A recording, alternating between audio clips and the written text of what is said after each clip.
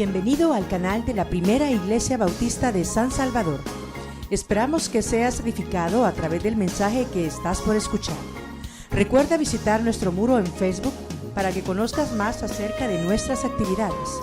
También puedes escribirnos a nuestro correo electrónico. Será un placer saber de ti. Dios te bendiga.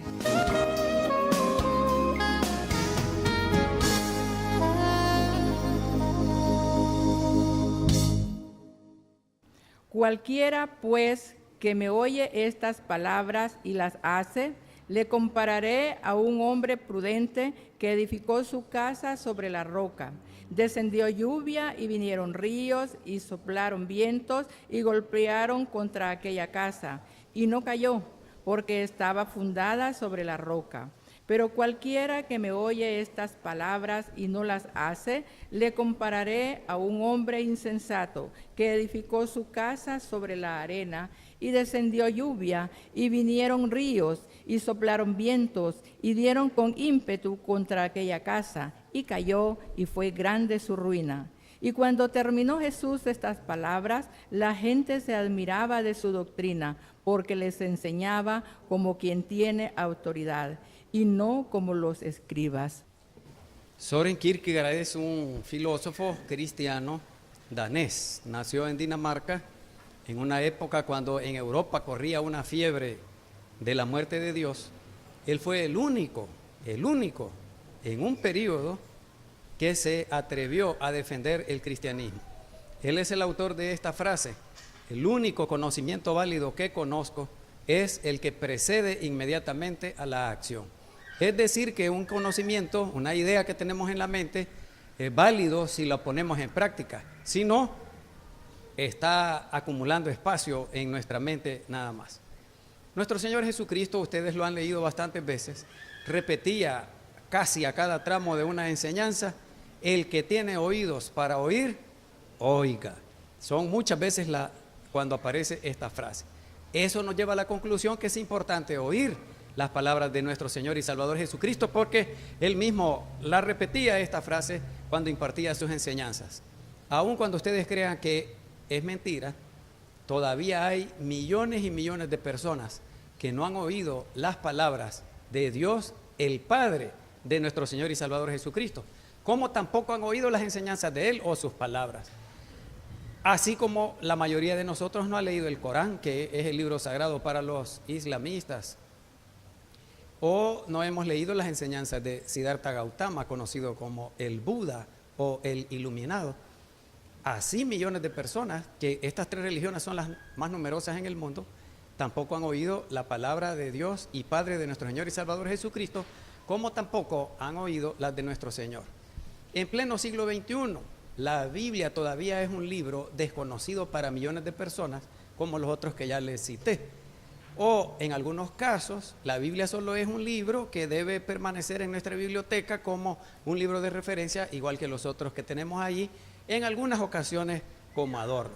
Los materialistas, los que hacen énfasis en la materia, los humanistas, que hacen énfasis en la vida del ser humano únicamente, aprovechan, incluso hasta hacen burla, que nosotros no ocupamos la Biblia, no la leemos, mucho menos la practicamos, y así ellos, burlándose, hablando a veces la verdad, como Mahatma Gandhi.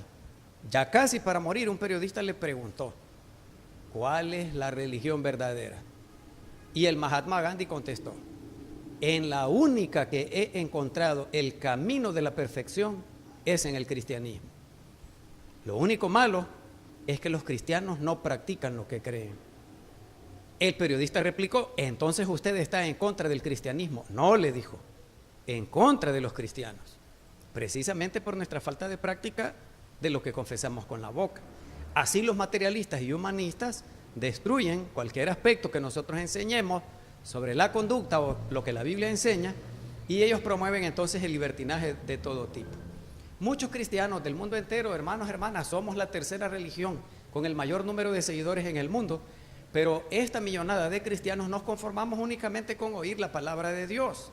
Los más piadosos, a través de un sermón o una clase de escuela bíblica dominical. Hay algunos que la oyen a través de la radio o la televisión o la leen en los periódicos. Los más piadosos leen la Biblia en su casa. y otros no lo hacen. Pero los que la leen, los que la oyen, los que asisten a la escuela bíblica dominical, los que escuchan la predicación, se sienten contentos, bendecidos por hacer eso. A veces después de una clase de escuela bíblica felicitan al maestro, a veces después de un sermón felicitan al pastor. Esto ocurre en menor porcentaje, pero ocurre allá de vez en cuando. Y dicen qué bonito estuvo, especialmente cuando no se dan por aludidos. Sé que cuando les cae a los otros, ay, cómo se sentirá el hermano fulano, la hermana sutana, y si se ha de estar retorciendo en la banca. Yo hasta veo que algunos espían así para, ay, aquel le está cayendo, dice, aquel le está tirando. Es rarito el que dice, a mí me está diciendo Dios que cambie. Pero no se practica nada más. A veces he hecho la prueba de preguntar, ¿cuál fue la cita bíblica del domingo pasado? Entonces todos empiezan. Es difícil, hermanos, es difícil, hermanas. Ustedes pueden creer que es mentira, pero es cierto. Fíjese que en el pasaje que leímos en el versículo 28, Mateo nos da testimonio. La gente se admiraba de su doctrina. Doctrina equivale a enseñanza. Toda la gente que escuchó el sermón del monte, quién sabe cuánto tiempo duró, se admiraba de la enseñanza de nuestro Señor Jesucristo. Incluso lo comparaban con los escribas, que no tenían autoridad para enseñar. Ya les voy a explicar eso un poquito. Antes quiero decirles que la palabra griega traducida como admirarse es ekpleso. Ek es una partícula en griego que significa fuera de. Por ejemplo, mi reino no es de este mundo, mi reino no procede de este mundo, mi reino no tiene la orientación de este mundo. Esa ek significa procedencia y pleso significa golpear. Es decir, que la enseñanza del Señor Jesús golpeó la mente de todos los que escucharon el sermón del monte. La gente estaba como en un shock nervioso. Yo le llamo cortocircuito mental. Es como que nos hayan dado un empujón y nos hace movernos de la posición en que estábamos o quedar atónitos. Es como me sacó de mis casillas. Lo que yo siempre había creído, ahora resulta que no es así con lo que el Señor Jesús les enseñó en el Sermón del Monte. O también podríamos traducir, quedaron boquiabiertos. Con eso el pastor está satisfecho, el maestro de escuela bíblica igualmente. Pero, ¿cuántos practicaron la enseñanza que les dio el Señor? Es lo que el Señor Jesús buscaba hace 2000 años. Personas que oyeran, pero que inmediatamente practicaran. Si no, ese conocimiento, según Søren Kierkegaard, no sirve de nada. Acumula espacio en las neuronas del cerebro y nada más. Él no vino para que la gente se admirara de su doctrina, para que entrara en un shock nervioso cuando escuchaba sus enseñanzas. Él vino no para ser admirado por su talento, por su genialidad, por su elocuencia, o por su sabiduría, o por su conocimiento como maestro de maestros. Él vino porque quería seguidores, no vino a construir templos. Hermanos, hermanas, en su corto ministerio de 3 años, vieron al Señor Jesús preocupado por el templo. Más bien era contrario al templo y a todo lo que se hacía ahí en la religión institucional del pueblo de Israel. Nunca tuvo esa preocupación, ni por tener radio, televisión y periódicos donde lo conocieran a él como si fuera artista. En lo que estaba preocupado es que la gente escuchara su doctrina o su enseñanza, pero que la practicara. Es decir, que el Señor Jesús estaba preocupado por la conversión, por el cambio de forma de pensar, de sentir y de actuar. De eso se trata el cristianismo, en que uno cambie de acuerdo a la voluntad de Dios. Entendiendo uno que aquella doctrina es verdadera, entonces yo asumo esa enseñanza y la pongo en práctica. Si el Señor Jesús dijo que había que amar sin esperar recibir nada a cambio, pues eso es lo que tiene que hacer uno. Si el Señor Jesús dijo que había que perdonar, eso es lo que tiene que hacer uno. Pero no la preocupación por el templo, por la radio, la televisión, los periódicos, y el pastor ya como si fuera candidato al Oscar de la Academia de los Estados Unidos. No, hermanos, no, hermanas. Y que uno no pase 50, 80 años oyendo. Es importante oír, pero es más importante practicar. Cuando yo estaba chiquito, la mamá de mi papá, mi abuelita me decía, es que vos, muchachito, por un oído te entra y por el otro te sale, me decía. Nada se te queda, ya te dije tal o cual cosa. Una madre de familia del Colegio Bautista San Salvador me dijo, no, mire, pastor, me dijo, hoy a los jóvenes ya ni les entra por un oído. A quien se imita se les queda, me dijo. Imagínense qué terrible. Es importante oír, pero también es importante practicar. Esto de pasar de la teoría a la práctica debe ser difícil, hermanos, hermanas, porque las enseñanzas del Señor contenidas en el Sermón del Monte, ¿a cuál más difícil de cumplir? Evalúen ustedes, ¿qué será más difícil? ¿Amar a todo el mundo sin esperar recibir nada a cambio? ¿O será más difícil perdonar cuando lo han ofendido a uno, que uno gana de quitarle la vida al otro tiene? ¿O será difícil dialogar con el otro para superar un conflicto? ¿O será difícil restaurar una relación rota? ¿O será difícil ser humilde? Y ustedes van evaluando cada una de las enseñanzas del Sermón del Monte a ver cuál es más difícil. Debe serlo, porque poquitos lo hacen. Muchos cristianos en el mundo, muchos pastores en el mundo, muchos maestros de escuela bíblica dominical en el mundo, muchos predicadores en templos o predicadores itinerantes que andan en la calle, en las plazas, en las playas, en todas partes, hacen lo que hacían los escribas con la ley de Moisés. La enseñaban bien bonito, pero no la practicaban. El mismo Señor Jesús, en Mateo 23, del 1 al 4. Entonces habló Jesús a la gente y a sus discípulos diciendo: en la cátedra de Moisés se sientan los escribas y los fariseos. Así que todo lo que os digan que guardéis, guardadlo y hacedlo. Mas no hagáis conforme a sus obras, porque dicen y no hacen. Porque atan cargas pesadas y difíciles de llevar y las ponen sobre los hombros de los hombres, pero ellos ni con un dedo quieren moverlas. Ay, hermanos, ay, hermanas, día de ayer vienen con el Señor Jesús. El apóstol Pablo dirá lo mismo con otras palabras y respecto de otros argumentos, respecto a los dones del Espíritu Santo, que en la iglesia de Corinto los tenía enloquecidos, no miraban la realidad. Solo los primeros 3 versículos de 1 de Corintios 13. Si yo hablase lenguas humanas y angélicas, hago un paréntesis, en ninguna parte de la Biblia se dice que ser humano pueda hablar como los ángeles. En ninguna parte de la Biblia se dice cómo se comunican los ángeles entre ellos, si en inglés, español, francés, alemán, mandarín, portugués. La gente que ha pasado por experiencias cercanas a la muerte, que parece que murió pero no murió, da testimonio que se comunican pero sin lenguaje. Sin embargo, en algunas iglesias se insiste en que las personas cuando dicen chibiri sabaray están hablando el idioma de los ángeles, dicen.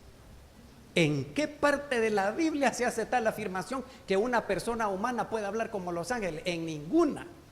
Sí en castellano, porque para interpretar la Biblia uno tiene que hablar bien el idioma, y hoy el idioma castellano está por el suelo con esos whatsappitos y con esos facebookitos que ponen una T por decir te quiero y una Q y una K. TQM, te quiero mucho, yo que sabía que eso quería decir. Y los errores de ortografía y ponen unos símbolos, el numeral aquel, hashtag no sé qué, yo que voy a andar entendiendo eso. Así que mire, ese sí es un sí condicional, como aquella canción de la película El violinista en el tejado. El que no la ha visto, quítele el amor al dólar y la compra quemada. Esa es de las mejores películas que he visto yo en toda mi vida, con el trasfondo del estilo de vida, las costumbres culturales del pueblo de Israel, fenomenal, fuera de serie. Cuando salió a la luz pública ganó varios Óscares esa película. Una de las canciones que se hizo famosa es Si yo fuera rico. Tevye es el personaje principal, que es un hombre pobre, que tiene sus animalitos, la granja, pero mientras está realizando su trabajo, él canta una canción, Si yo fuera rico. Ya no me acuerdo, tendría que verlo otra vez porque la última vez que la vi creo que fue hace como 20 años. En la letra no me acuerdo, pero dice en la canción, si yo fuera rico, vaya, por ejemplo, esto que les dije hoy, si yo fuera rico, yo comprara desayuno para todos ustedes y que nos reuniéramos a las 7 aquí y nos quedáramos a la celebración. Y los que van lejos almorcemos, llamemos al pollo campero y llamamos. A mí no me gusta el pollo campero, ¿qué le gusta a usted, hermano? Una carne, bueno, llamemos a Los Parados, o ¿cómo se llama? Un restaurante mexicano, el Zócalo, uno de esos que venden carne, vaya, y que trajeran carne. Si yo fuera rico hiciera eso, si yo fuera rico, pero como no soy, declaremos ayuno, hermanos, porque no hay. Entonces el sí es condicional. Es decir, que si yo tuviera la condición de rico haría esto. Entonces el apóstol Pablo, inspirado por el Espíritu Santo, escribió: si yo hablase lenguas humanas, griego, hebreo, alemán, francés, castellano, y se hablara como los ángeles, pero no dice que él habla como los ángeles, o que persona alguna hable como los ángeles, eso no lo van a encontrar nunca en la Biblia. Supongamos que yo hablara hasta como los ángeles hablan, además de los idiomas humanos, pero no tengo amor. Es como metal que resuena o címbalo que retiñe, aquellos platillos que toca el hermano Mauricio, no, hace ruido, y hasta ahí llegó. Y si tuviese profecía, todos los dones del Espíritu Santo que se han mencionado antes en la misma carta, si yo fuera un gran predicador, y si yo entendiese todos los misterios y toda ciencia, otro don del Espíritu, y si tuviera toda la fe, otro don del Espíritu, de tal manera que trasladase los montes, no dice que uno pueda hacer eso, pero si así fuera y no tengo amor, nada soy. Y si repartiese todos mis bienes para dar de comer a los pobres, y si entregase mi cuerpo para ser quemado, el gran sacrificio, y no tengo amor, de nada me sirve. Entonces, ¿de qué nos sirve tanto conocimiento bíblico si no lo ponemos en práctica? ¿Y de qué sirve haber oído sermones durante 80 años y no los hemos practicado? ¿Y de qué sirve haber venido a la escuela bíblica dominical durante 50 años? No se me quedó nada, por un oído me entró, por el otro me salió, qué bonito estuvo, hasta aplaudo o felicito al pastor y al maestro, pero yo no lo vivo. Entonces, ¿de qué sirve? Es muy importante oír la palabra de Dios. Ya quisiera yo que todos los millones de seres humanos tuvieran oportunidad de oírla una vez, pero es más importante practicarla, hermanos, hermanas. En la parábola del sembrador, ustedes la conocen de memoria, Mateo 13, del 3 al 9 y del 18 al 23, que está la explicación. Hay 4 clases de tierra que equivalen a 4 clases de oyentes, pero solo uno de los 4 grupos da el fruto esperado. Precisamente son los que oyeron, porque todos la oyeron. Todos oyeron la palabra, todos, pero solo un grupo de 4 que pusieron en práctica dieron el fruto que espera Dios cuando emite palabra. Nuestro Señor y Salvador Jesucristo terminó el Sermón del Monte con una parábola en la que puso frente a nosotros 2 caminos, no como canta la Laura León. Josué allá en el Antiguo Testamento, cuando entraron a Canaán, es que es por hacer la broma de Canadá.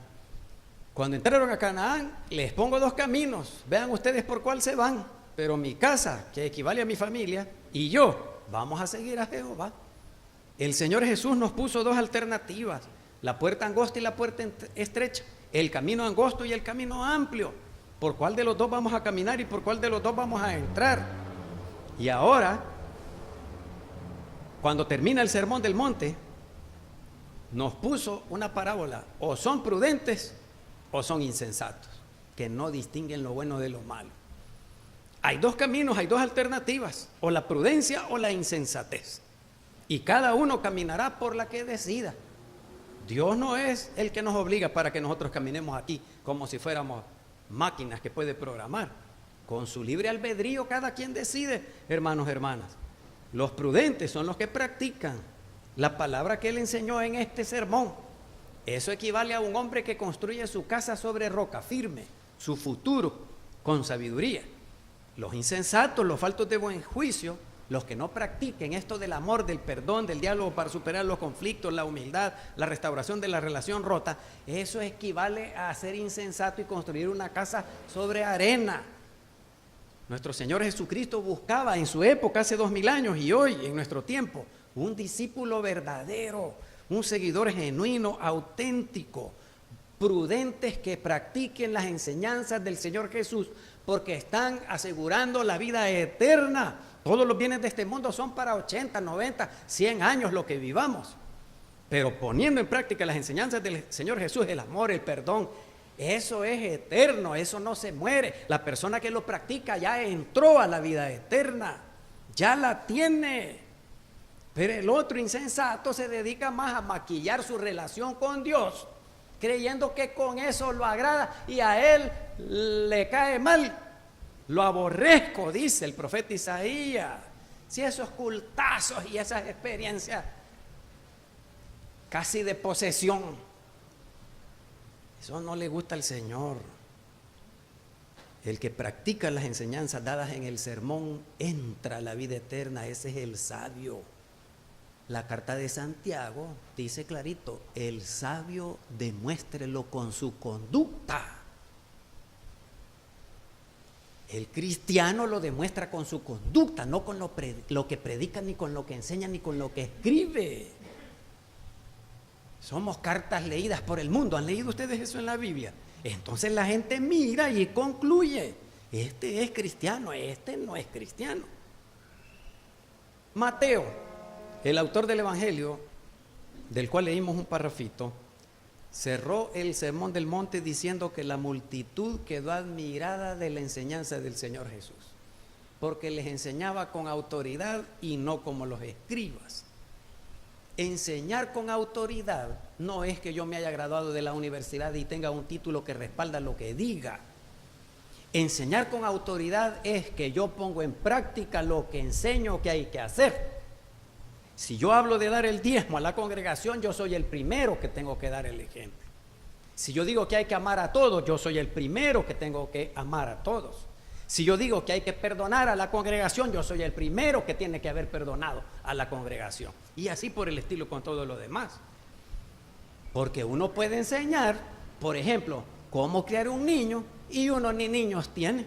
Yo conozco personas que han escrito libros de cómo criar un niño y ellos no tienen hijos.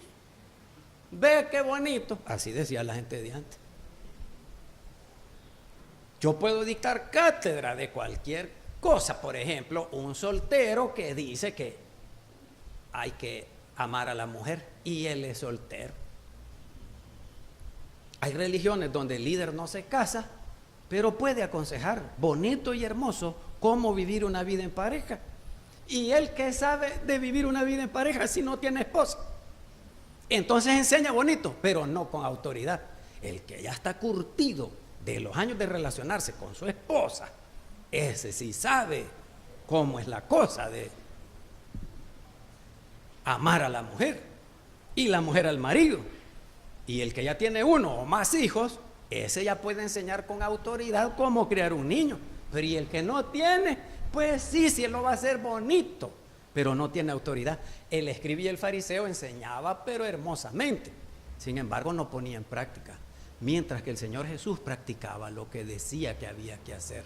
Él enseñaba con autoridad y no como los escribas y los fariseos. La carta de Santiago, capítulo 3, el versículo 13. ¿Quién es sabio y entendido entre vosotros? Muestre por la buena conducta sus obras en sabia mansedumbre. En Lucas 11:28, nuestro Señor Jesús hizo una afirmación sorprendente. A mí me deja expleso, es decir, que me deja atónito. Cuando el Señor Jesús hizo esta afirmación, una mujer, él estaba enseñando de los demonios, de los espíritus demoníacos que pueden poseer a una persona. Y es liberada del poder del demonio. Pero como esa persona no sustituyó con el conocimiento de Dios, de nuestro Señor y Salvador Jesucristo, es como que la casa está barrida, trapeada y sacudida. Entonces el demonio que salió de ella se va a llamar a otros 7 y vienen a poseer a esta persona, porque hay en la casa limpia, barrida, pero vacía. Entonces el estado de esta persona viene a ser peor que el que antes tenía solo con un demonio. Una mujer admirada, en choque, golpeada por la enseñanza del Señor Jesús, entonces le dijo: bienaventurado el vientre que te trajo al mundo y los pechos que mamaste, los pechos que te criaron. Estaba haciendo alusión a la mamá del Señor Jesús y él contestó: antes, bienaventurados los que oyen la palabra de Dios y la guardan. Guardar aquí no es meter en un cajón o en una gaveta, en una caja, en un mueble. Es observar, cumplir aquello a lo que se está obligado. Guardar de cumplir lo que te he enseñado.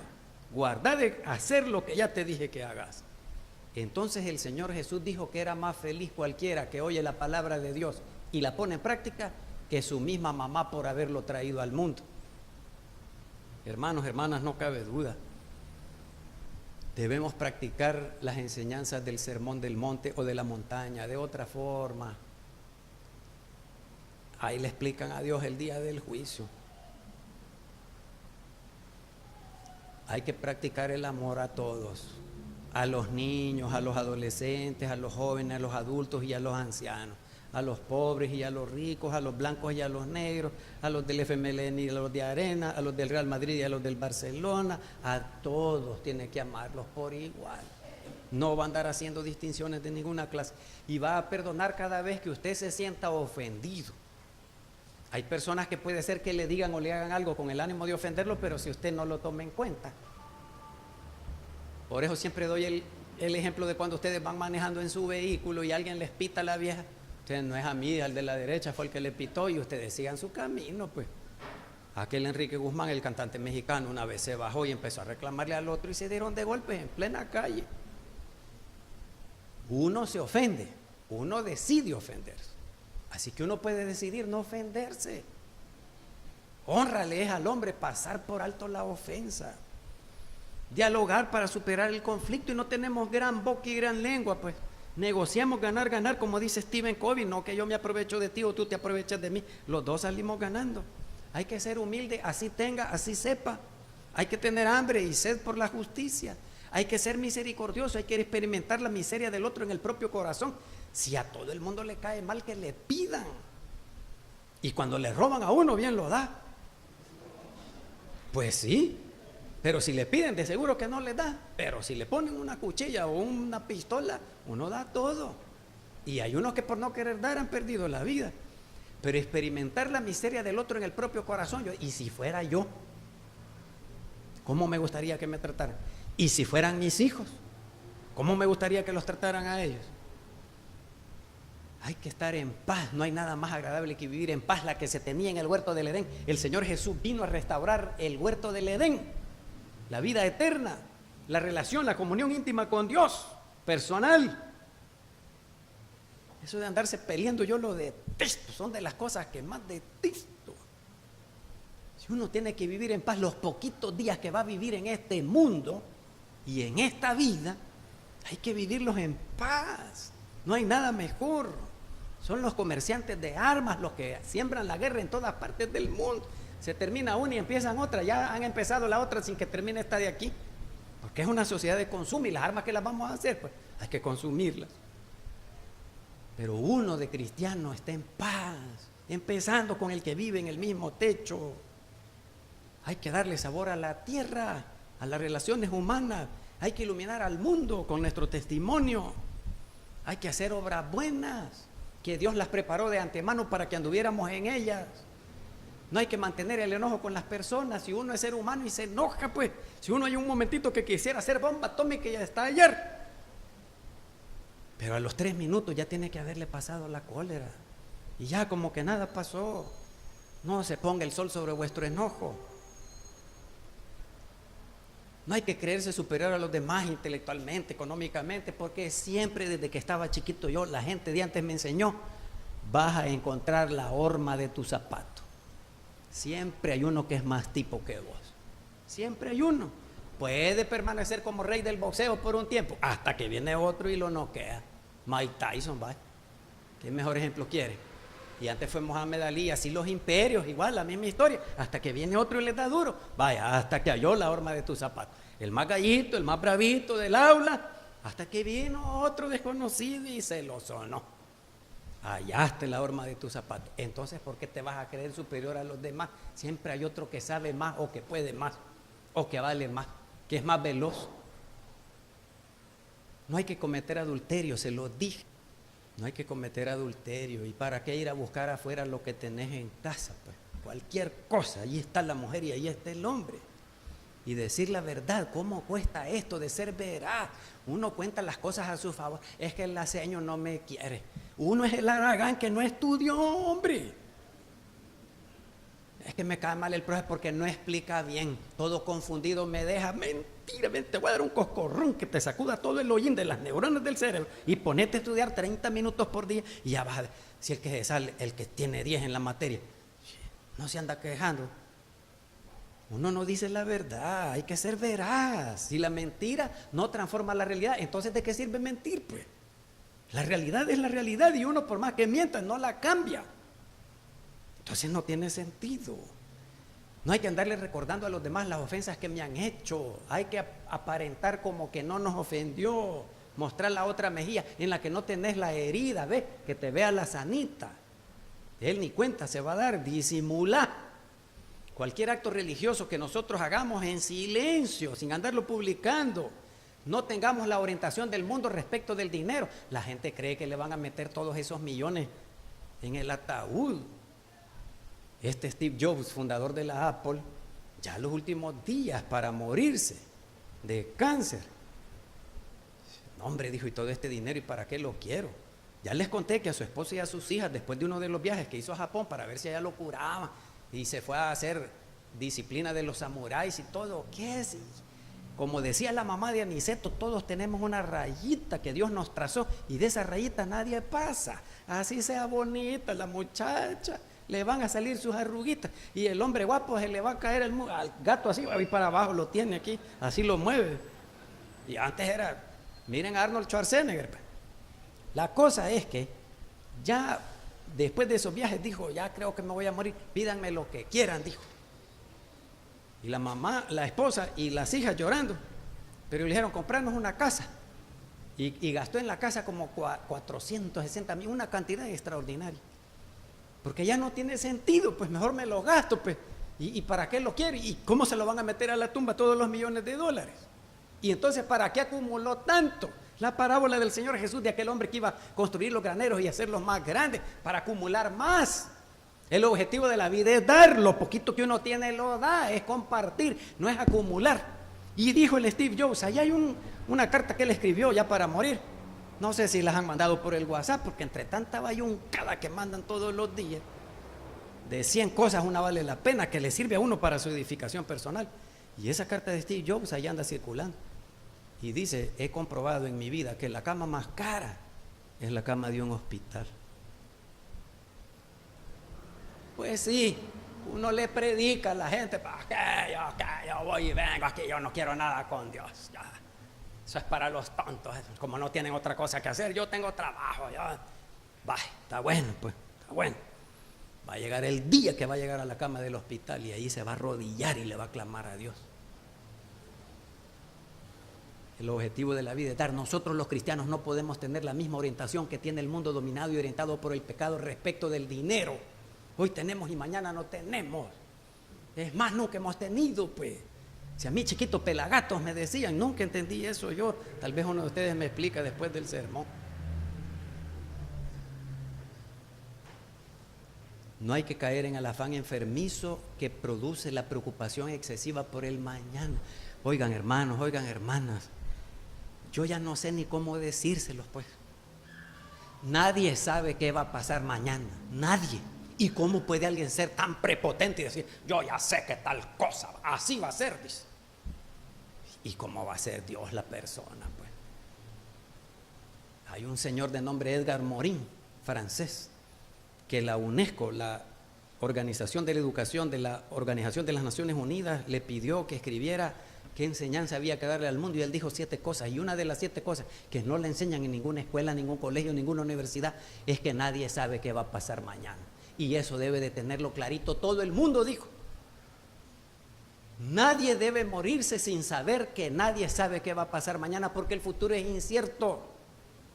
En la vida nadie juega con las cartas marcadas. La vida toda es una lotería. Uno se casa y no sabe si la mujer le va a salir buena, pues. Y la mujer se casa y no sabe si el hombre le va a salir malo. Y si los hijos, que uno no sabe si fueron para bendición o para maldición, pues si uno los cría y los educa, pero solo Dios sabe. Y hay gente que se arruina el presente por el futuro que no existe y a lo mejor nunca llega. Les estoy haciendo el resumen de todos los sermones y ya me está saliendo muy largo, más que el sermón del monte. Hay que confiar en la provisión de Dios y nunca hay que andar emitiendo juicios sobre los demás. Solo la persona sabe por qué hizo, dijo o piensa o siente como ella piensa y siente. Además que yo no voy a dar cuenta por ella, voy a dar cuenta por mí. Así que antes que limpiarle la basurita del ojo, mejor me quito la viga que tengo yo en mi propio ojo. no siga su vida. Cada quien, Dios tiene un plan para la vida de cada uno. Y así como es uno de obediente o desobediente, así lo va llevando Dios. ¿Yo para qué tengo que andar arreglando la vida de los demás cuando no he arreglado ni la mía? Y hay que tratar a todo el mundo, hermanos, hermanas. A todo el mundo hay que tratarlo como quisiéramos que nos traten a nosotros. Siembra flores por donde quiera que vayas. Siembra flores para que cuando vuelvas a pasar por esos caminos disfrutes de la belleza de las flores. Amado Nervo, el poeta mexicano, en el poema famoso Vida: si sembré rosas, cosecharé rosas. Y si tuve espinas, fue porque sembré espinas. La vida nada me debe. Nada me debe la vida. Yo fui el arquitecto de mi propio destino. Y hoy nosotros somos los arquitectos de nuestro propio futuro eterno. O construimos la casa sobre la roca, que es la práctica de las enseñanzas del Sermón del Monte, o la construimos sobre arena como insensato. La voluntad de Dios, hermanos, estoy seguro, hermanas, es que cada uno de nosotros funde su casa sobre la roca. Que Dios mismo nos ayude a que todos lo hagamos así. Amén. Te damos gracias, Señor, hasta el infinito, por tu enseñanza, por tu palabra. Dura es, ¿quién la podrá llevar? Amarga, cuando nos señala los errores, los defectos, los pecados. El Espíritu Santo nos los enrostra, nos los echa en cara. Y no está hablando del otro, de mí está hablando. Entre las 10,000 palabras de un sermón, una es la que el Espíritu me manda. Una es la que yo digo vino directamente de Dios a través del predicador y de las palabras del sermón. Pero es la palabra que Dios me habló a mí. Gracias porque has puesto delante de nosotros la vida y la muerte eternas. Y la decisión de cada uno, libre y soberana. Entra por el camino, por la puerta angosta, y camina por el camino angosto, y va derechito a la vida eterna en tu reino, o camina por el camino amplio y espacioso, y entra por la puerta amplia, que lo lleva a la perdición eterna.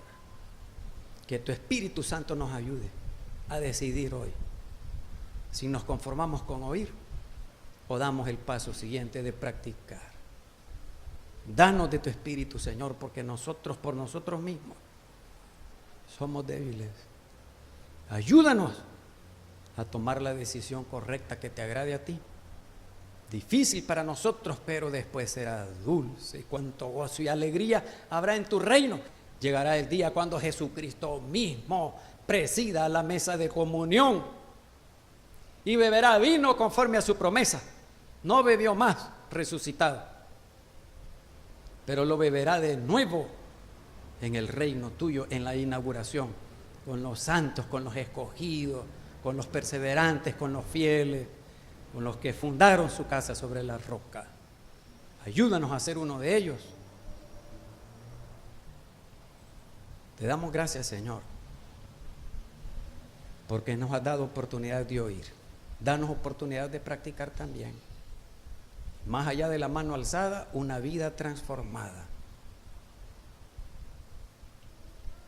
Que te sirva a ti y que sirva a los demás y sea de beneficio para todos. En el nombre de Cristo Jesús, nuestro Señor y Salvador. Amén.